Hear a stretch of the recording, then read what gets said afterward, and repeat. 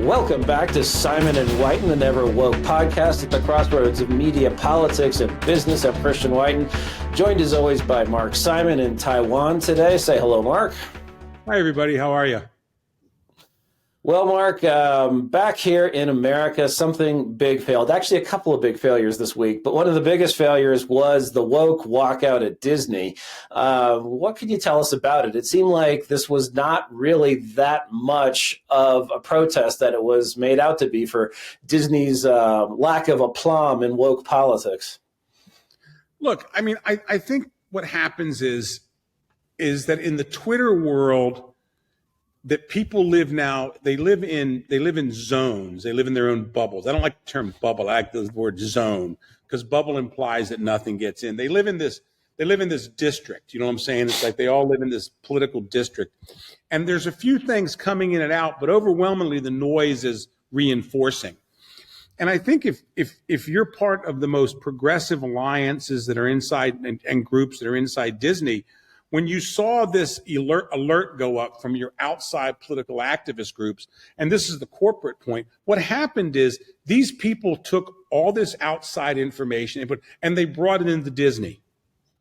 In other words, like all their activism groups, all the radical groups outside, all the basically partisan groups outside who were dealing with this, the Don't Say Gay bill, whichever the name of the bill is. I'm even calling it the Don't Say Gay bill.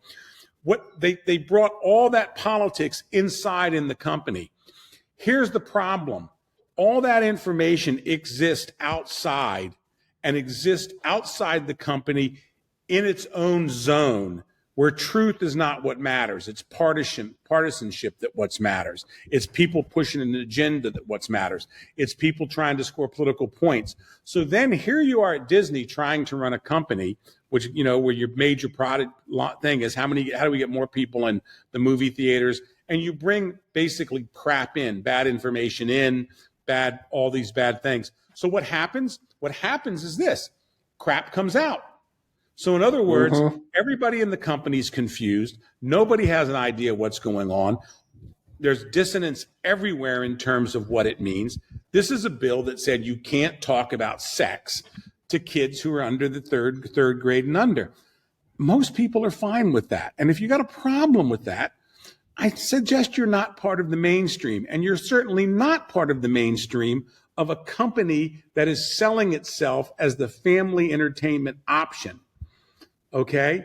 As a parent yourself, you know there are certain things that are no-go areas. And you don't want your kid to be faced with basically things that you might feel are not appropriate, age appropriate. And you don't want a teacher talking about them, the third grade teacher or the kindergarten teacher talking about them. Because the only one who's going to bring it up is some activist weirdo. 9 out of 10 teachers would not, but the one who does is not the one you want to talk about the issue. No, my kids are all in Catholic schools, so we didn't deal with it. But I've got a family member who had an awful time with one teacher who just literally at the kids' lower level literally united the parents against the teacher. And of course the teacher was like, I got to quit. And, you know, because it's all these things. But anyway, the side issues are, the main issues I should say are, here's a company that once again allowed people to bring activism into the company. And then what happened? What did they have? I think CNBC and other people wouldn't even discuss how many thousands walked out, because it wasn't how many thousands, it was just a couple of thousand at max. In Burbank, it was less than 200 people. That's a huge facility. That's thousands of people in Burbank. Left-leaning Burbank, you had less than 10% of the staff walk out, maybe less than 5% from what I understand. Then down at the theme parks, not even 2 or 3% participated. It's because I think when people actually, rational people who work a job, live a life, whether they're in the LGBTQ community or not, are like, do I really want to bring this to my office? Do I really want to bring this into my office? This is controversial. Okay. They're not talking about high school here. They're talking about third grade and under, you know, and then Disney's ended up, what have they done? They've damaged the brand. And the irony is the CEO's instincts initially were actually very good. You know, Yes. he has a team in there that's trying to basically move them away from the radical politics of Bob Iger, you know, who I think was not a good CEO. I think Bob Iger set the company up for this. You know, Iger, Right. basically, his wife's the head of this USC journalism school. They're so rich and so wealthy that doesn't nothing matters to them. You know what I'm saying? We'll talk about the Right. rich and the wealthy and mattering to them in a second. But I, I think the thing is what I tell people all the time is, you know, this is a company that basically has probably lost a lot of employees because of this. I mean, I'm not talking 5% of the workforce, but there's probably a lot of Christian employees who, is there a place for me here? Right. Do I need to work here? And that's in your IT departments, your accounting departments, your security people, your marketing people, engineering. You know, I God mean, forbid one or two actual writers or talent or voiceover people, but probably not animators. you You know, want to like hear my that. theory about talent with Disney? There is no No. talent at Yes. Disney. Yes. There's no talent at freaking Disney. There's no talent at Disney. They bought up to get their big hits. They had to buy a bunch of cartoons that Stan Lee wrote back in the 1950s and 60s, and that's their hit. They got Minnie Mouse and Goofy and Mickey Mouse and Donald Duck, which some dead crazy guy Walt Disney put up years ago. They have got nothing. They have done nothing since the Prince is the Frog. The Princess Yeah. and It's the like Frog. Microsoft and Office. It's like if you didn't have Office, you know, what would you be? They're nothing. I am so tired. Well, we have a lot of talent at Disney. Oh my God, you got a roller coaster and you dressed it up like a freaking, you know, freaking shrimp or whatever you guys did. I don't know. You know, my point is, there's no talent at Disney. What have they done? What movie has Disney done where it's knocked it right out of the park that wasn't somebody else's IP, intellectual property? There's none. The Imagineering unit. Oh, wow. You know, you're the same people that in Hong Kong basically put every single thing that's successful is what Walt Disney did.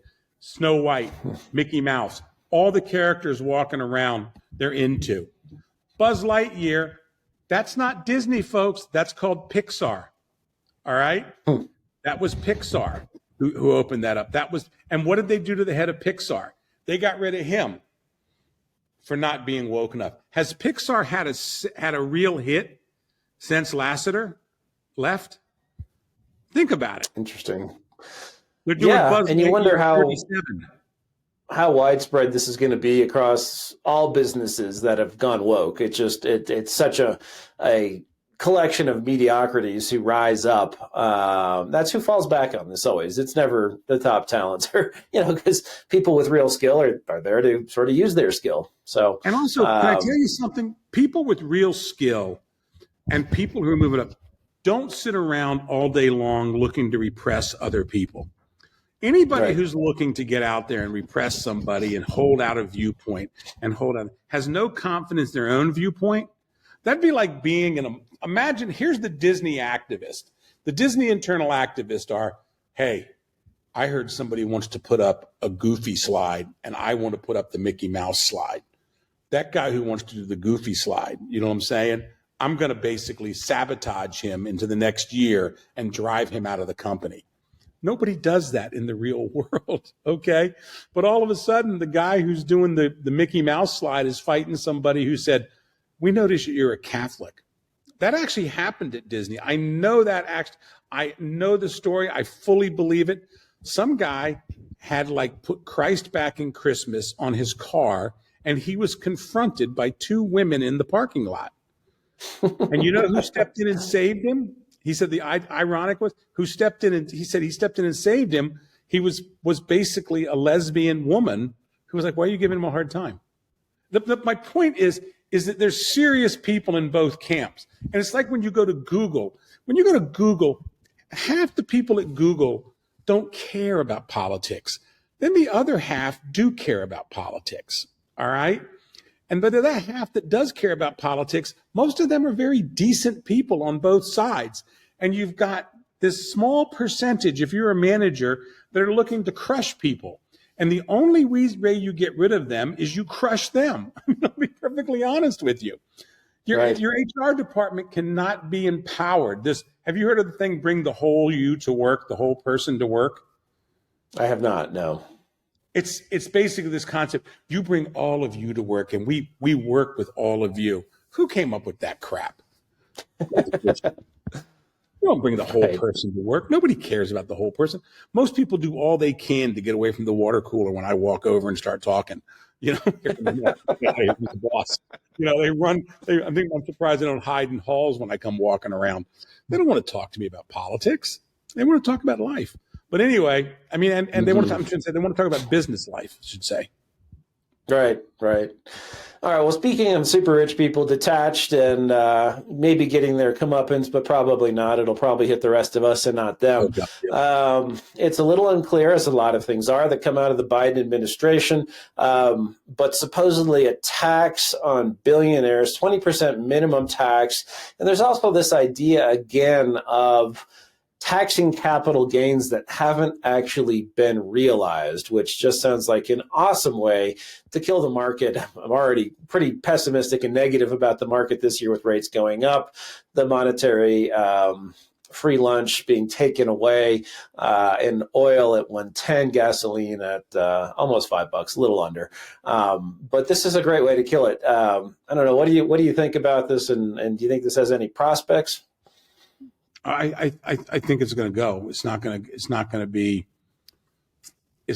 what we think it is. I mean, fortunately, there are people who are going to block it, but in many ways, I feel sorry for like some of the majority of the billionaires.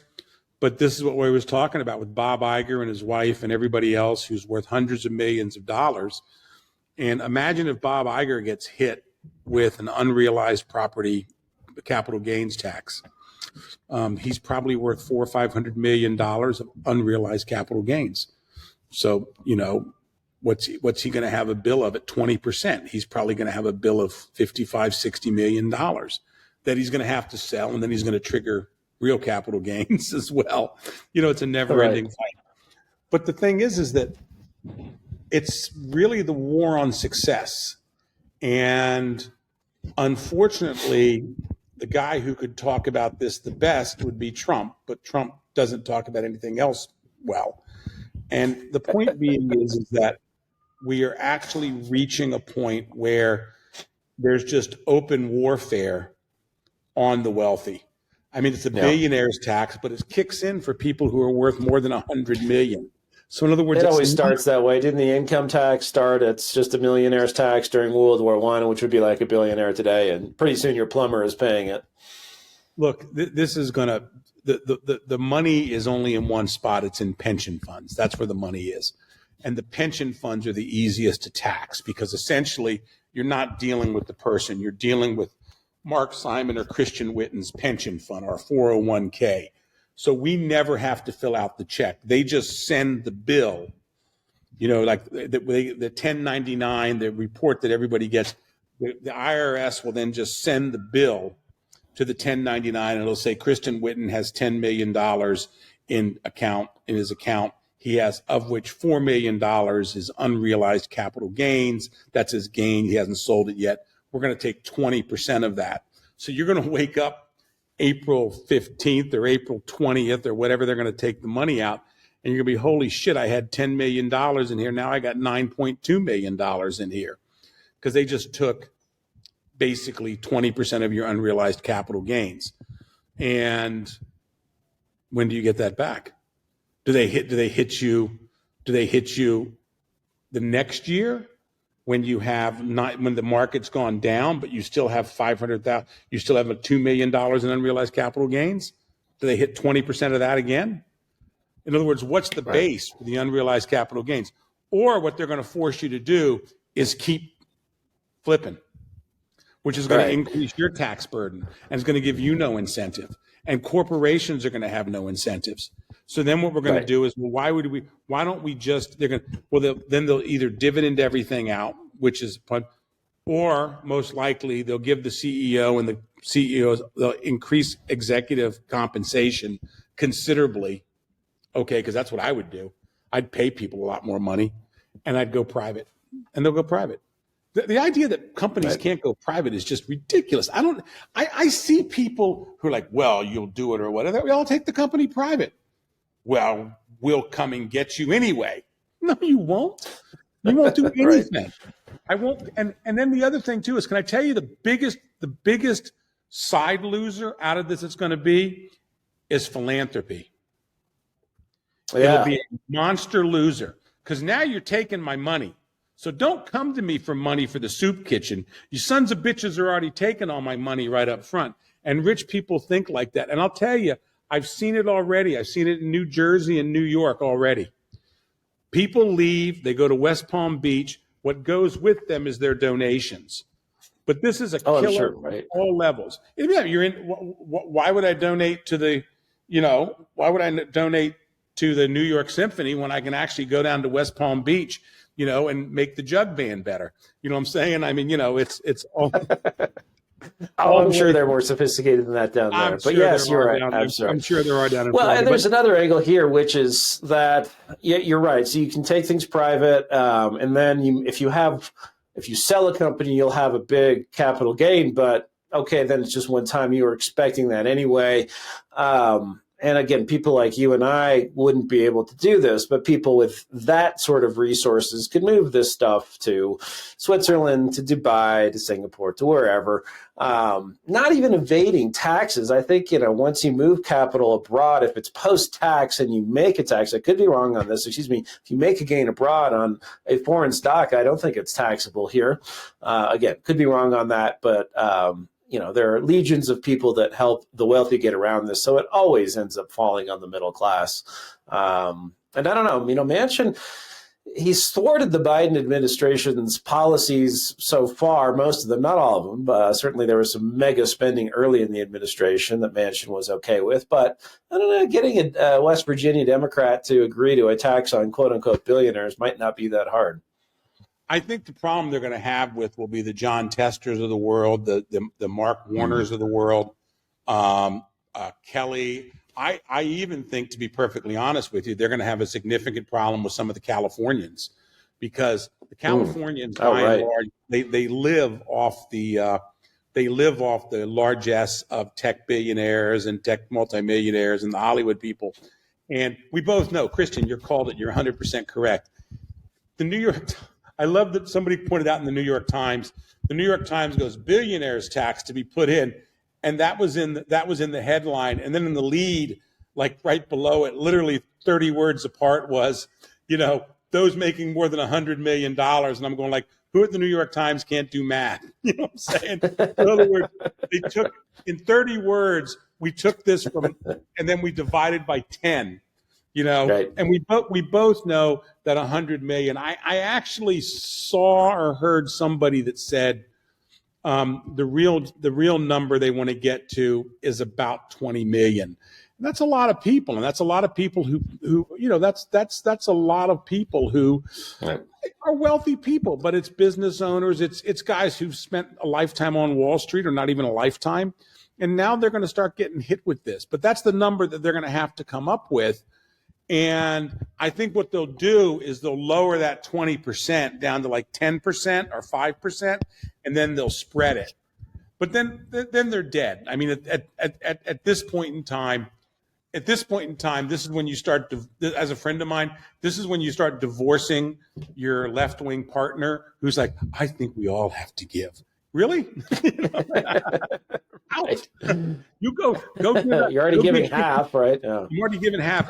So go give whatever I'm, going to get. I mean, really, I think there's going to be some major league fights in left-wing families about this thing, because it's a killer. It deprives people of wealth, and that's a big deal. Wealth is something that is so unique. Milton Friedman always made the very clear distinction, and I loved him for it. We are not a society in the West, mainly in the U.S. he was speaking of, where basically the goal is to get rich. The goal is to build wealth for our family. In other words, if you and Marco, if myself and Wing, we're not making all the money we're making so that basically we can spend it all before we live. At least that's what I tell my kids. But the fact of the matter is, what we're telling people and what we know in our hearts is we're building wealth for our family. We're building security for our family. You know what I'm saying? That's what we're doing. We're a family organized group. So when they come in and they take this, they're taking it from your family. They're taking wealth from your family. Mm-hmm. And so what they're telling you is, when you're trying to defend it, okay, that you're greedy. Because what they're having to say is they're trying to make sure that you're McScrooge up in the corner. That's how they want to portray you, where you're diving into your stacks of gold and everybody's running around, and you're buying new Ferraris. That's not true. What you're hoping is a family of four that basically maybe you can retire with a couple of $1 million in your bag. And when you look up and, when you're looking to the other side, you're going like, okay, I got everybody taken care of. Somebody's going to get a college education out of me. You know what I'm saying? That's why I worked. That's why I built. Nobody builds an empire because at the very last day they want to jump into it and, burn up in flames. You know what I'm saying? You're right. And, conceptually here, you could say that, those making 20 million or more deserve higher taxes, even though, again, if they're in places like New York, they're already paying half of that. But what you're doing is you're taking money from the productive sector and people who know how to allocate capital to, whether it's their family or and a lot of times, they're not out buying more Fabergé and Bentleys. They are reinvesting this. And you're taking it from that sector to the government sector. And the government sector, thought Solyndra and General Motors were both awesome investments in 2010. And they just, the progressives can't get their mind around the idea that individuals with experience choosing in the best interest, the principled best interest of their families, can allocate capital in a more efficient and better manner than bureaucrats. I mean, you'd think that a simple trip to the post office or the DMV would let people reach that conclusion, but they don't seem to draw that. About half of the country doesn't. I think the problem you have is that, again, we have people living in their little zones. And, I know this sounds really bad to say, I don't really get upset when I meet people on welfare who said, I want more, I want more, I want more. You know what I'm saying? In other words, and what they do is they're going to come in and the government shows up. Some politician says, well, we can get it from this guy. You know what I'm saying? And when probably you have to make the case to them, and I think that's our responsibility to say, well, you know what? You'll actually have more. You'll be more secure. You won't owe this government. You won't owe people anything if you go out and get it yourself. And that's why the employment story in the U.S. is so great today. You know what I'm saying? We just have to find ways to get around Biden's 9% inflation. It's not 7%, believe me. Right. And the thing is that, so I tend to believe and I tend to think that when they do this stuff, it comes from the worst possible motivation. They're trying to pit people against other people, and it's hatred. That's why I think AOC is so damn funny. I think AOC is a diva. I think first of all, she's good looking. I'm sorry. She's a very attractive woman. She dresses up. She cleans up really well. Okay. She looked good in that dress. The dress was ridiculous, but she looked really good in it. This is the tax the rich or eat the rich dress. I forget which. Yeah, eat the rich, whatever it is. But the thing is like, you're looking at her and she's this beautiful woman. And then when you start looking at her, what she wears and what she carries and what she likes, this woman likes nice stuff. And I think what we should do now is we should have you said it right away a couple of weeks ago. We need to have the Nancy Pelosi tracker, stock tracker. The ETF, the AOC stock tracker, because she likes nice stuff. So anything she's invested in, I want to be in, because she's going to do everything she can to make money. She really does like nice stuff. I mean, she has very good taste. One of the things is, and please, folks, I'm not using makeup, but somebody pointed out to me the makeup that she uses is very, very expensive. Huh. She uses very expensive makeup.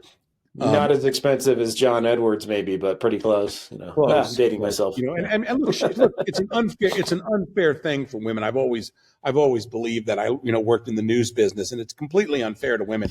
Guys, we can go put on a tie, stand out there, a little bit of stuff. We're there.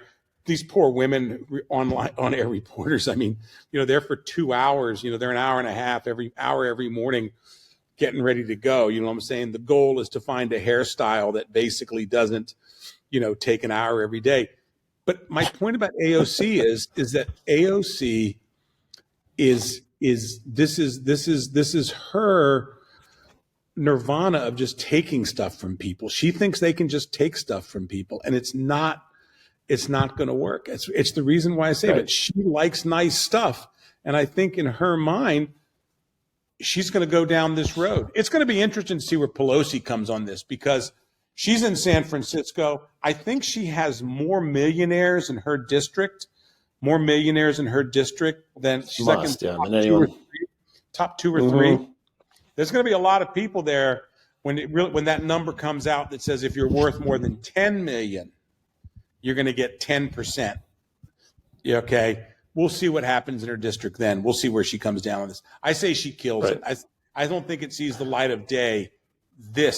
Right. Well, and this, the budget is so out of control, it wouldn't really do much to put a dent in the deficit, even if they, say it will earn, quote unquote. That's it. Hey, I want to ask you a question. You had a really good piece on the national interest. I mean, on this week on your Slack Substack. It was on Real Clear Politics. People should go look it up. I mean, it's got 50,000 views. That's really kind of impressive to come off that, with no promotion and a major thing. Can you talk a little bit about that real quick? I mean, because I think people would want to know about it. Oh, well, thanks, Mark. Yeah, no, it was the title was Regime Change, Biden Goes Nuts. And I also said that Republicans also are a little bit deranged as well. But for Biden to go over, I used to work in human rights at the State Department, but to go over and say, and this was an offhand remark that the White House just tried to walk back, but to say that Putin has to go. Essentially, he should lose his job or maybe his life if you take the Lindsey Graham approach. But that that's and implying, because this was in a speech about the war delivered in Poland, that might be part of the objectives of what the U.S. is after there. And if that's true, that's really the first time since you had the Iraq Liberation Act in 1998, followed 5 years later, George W. Bush invading Iraq. Are we going back to regime change policies? It's one thing, to think back, we never said that Ho Chi Minh, or the guy who actually held the power in North Vietnam, should be deposed. I'm sure we hoped for it. Ronald Reagan, joked that we begin bombing in 5 minutes, referring to the Soviet Union. He said, unjokingly, he said quite seriously that we should consign, or at least history should consign Marxism, Leninism to the ash heap of history. But never did he say Gorbachev should be deposed by his own people. I mean, that's a big deal. And I'm not just saying because these are nice guys. I mean, saying that Putin is a killer. Biden just blithely did that about a year ago. And more recently, he said Putin is a war criminal. Both of those things may be true. But as president of the United States, you have to deal with other foreign leaders, especially the president of Russia. And if we look at this war, how does the war end? It's not going well for the Russians, but it's not really going that great for the Ukrainians. I mean, several of their cities have been destroyed practically. It's going to require a negotiated settlement. And clearly the person, unless there is some unforeseen change that doesn't seem to be in the cards, you're going to be dealing with Putin. And, if you're going to go buy a used car, this is something I think most Americans understand instinctively. For some reason, the geniuses from the Harvard Kennedy School don't. If you're going to go buy a used car, does it make any sense to call up the salesman in advance and call him a scumbag, even if he is one? Of course not. You're not going to do that. And there's just a complete lack of pragmatism in the approach of this. And I sort of then carry on the argument that I think they're being hysterical because they think Ukraine might be a way out of all of their failures. There was the big failure in Afghanistan, but before that, Iraq, Syria, and Libya. And the neocons, or the neoliberals, the Apple bombs of the world, think that if we can get this one right, maybe it makes up for that huge pile of corpses, the several 100,000 people who are dead from all of these misadventures. And I don't think it will. And Biden's popularity, as it turns out, is not going up as a result of this war. I think there's a little more skepticism out there than is reflected on cable news. But anyway, that's the gist of the article. Curious what you think about developments in Russia and also sort of the financial element of what we're seeing as a result of the war. Well, I think first of all, I thought it was a very good article. Um, I tend to be in the Charlie Wilson school of thought with this. First of all, Zelensky, he may be uh, a bit difficult, but he's on our side is a bit difficult. In other words, we don't always get what we want in our allies, so I don't really cotton to much of the criticism of him. Shocking, shocking. There's corruption in Central in the steppes. Shocking, you know. But the thing is, I think that really where you're correct is I think that the neoliberals, and I think also Biden especially, I'm not sure his people believe it, but I think he does. He thinks that somehow that if the Russians even just stop and pull back, he's going to be able to like go out there and I think he's lost it. I think really he has, in this sense that he thinks he's going to go out there and be able to declare a win. And the fact of the matter is, unfortunately, it's kind of like Trump. Like, one of the problems with Trump is he surrounds himself with all these people who are sycophants, but not just internally in his circle. His circle is problematic. But when you go out in the world and like these people are like, they like Donald Trump's playing three-dimensional chess. Really? You read some of the former Obama administration officials who are like praising Biden for this stuff. And then you look at all the commentary on there. It's always Gladys, who's a retired government official living somewhere in Florida, who's like, I'm so glad Joe Biden's our leading or Donald Trump is not. It's like they're so desperate to believe that basically Zelensky's going to go forward and that's it. That's why you've got all these people putting their ridiculous Ukrainian flags on there. Like that's the new marker. You know what I'm saying? Yet They don't have any Afghani flags on their thing, and they weren't really all that crazy about freeing the Iraqi people, But I mean, the thing is like, are freeing anybody else? I don't see them out there trying to free the Rohingya, who are the Uyghurs or all these things. My point is, I think the thing that they've got themselves into is basically it's almost like this emotional quagmire of everything. And I'm using the term emotional quagmire, and they're just looking for a way to get out. I know that sounds really, but the Harvard and all the smart people and all the experts have been wrong for so long. I've reached the point now where, what did somebody say? I'd rather be judged by the first 20 names in the in the New York Boston City phone book, yeah. Boston phone book than all of Congress. I've reached the point now where I'm willing to like be judged by have foreign policy set by the first 20 names in not the Boston phone book, the first 20 names in like the Akron, Ohio phone book, Right. Like rather Nashville than or something. Yeah, Nashville phone book, rather than all these really smart people, because they're all so wrong. And the problem is with Biden calling for this guy, just on the practical level, and then I'll move to the rest of it. First of all, if somebody was going to get rid of Putin and they were looking for ways to get out of him, Biden just basically screwed him like no tomorrow, because the person who moves against Putin is now carrying Biden's back. Biden just put baggage on that person inside Russia, because person A takes out Putin and they get that group. Our group A takes out Putin's group. Then right around, group B is behind group A, saying group A is a puppet of the United States and doing things. The Russians do not hate Vladimir Putin. Putin is still probably in the mid-40s in terms of popularity. And I think if the U.S. tried to do something against him, I think he'd go back up above 50%. There's been some very good articles lately about why the Russians are not overall rebelling. Yes, there are people in the streets. Yes, it is going against Putin at home, but it doesn't mean, that they want Putin out. I'll tell you a great story, then we'll move on. Some guys who were at Tiananmen Square, who were at the embassy, told me a story that they were running around trying to collect intel and when Tiananmen was going on. And the Chinese kept stopping them and saying, we just hate these guys. We don't hate China. We don't hate the party. And he said it was very, very, I can't remember Larry's last name. It was very, very interesting that you basically learned very quickly that people were patriotic. They don't automatically, take this whole view that they're going to flip. And I think we're seeing that with the Russians. The Russians see themselves as persecuted, and Putin's done a very good job, as has his party done a very good job of setting that up. So yeah, I think that my real issue with the president is, first he told the 82nd Airborne they're going to be in Ukraine tomorrow. Okay? That was good news to them, yeah. And I'm like, that's like, okay, great. And then the funny thing is like he gaffes so much, you know what I'm saying, that basically he basically pushed that one out of the news with his new thing. The most interesting thing to me there was to watch the people who you started to see the honesty and the dishonesty. When people go, well, he's just saying the quiet part out loud. Yeah, that's why it's the quiet part. You know what I'm saying? You don't say it out loud.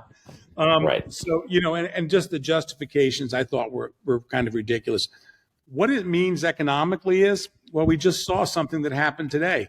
The UK said they're ready to restart trade ties, and the Germans said they're ready to restart once the fighting stops. So they've just put the carrot out there. That was in the press this morning when I woke up. The UK is ready to restart trade. So they're ready to go again. So basically, Putin is going to have an interruption. They're apparently the Russians are now letting the Ukrainian farmers plant. The plantings are starting to be prepared and coming in. Seed shipments are making it in because they're making sure the farmers get their seed shipments. So the thing is that I think Putin just has to find an off ramp, which is why calling him a murderer and saying he has to go is not helpful. What we want him to do is stop blowing up Ukrainian people. And, yes. And Zelensky's come out and said, I think the Ukrainians have written off some of these territories, you know what I'm saying? And, right. Then we're going to have to see what's going to happen. And to me, I'm sorry, but, what are we going to do? Later right. Later the correction can happen. But it is going to be a situation for investment where, first of all the oil companies have pulled out. Well, they're going to start having to look to go back in. So to me, you're going to want to start to look to companies that can probably go back in quicker and more easily. So they're probably going to be on foreign bourses. You're probably not going to find any U.S. or even UK companies that can go back in right away. The other thing I think is going to be incredibly interesting is I do think that there'll be there'll be food shortages. Not food shortages, but there'll be supply and commodity massive price increases. Maybe you're on the other side of it, maybe you're not, or maybe it's too late. I don't think it is. I think if you can find a way into the commodities funds or something like that, I wouldn't buy any commodities. I think you might be okay.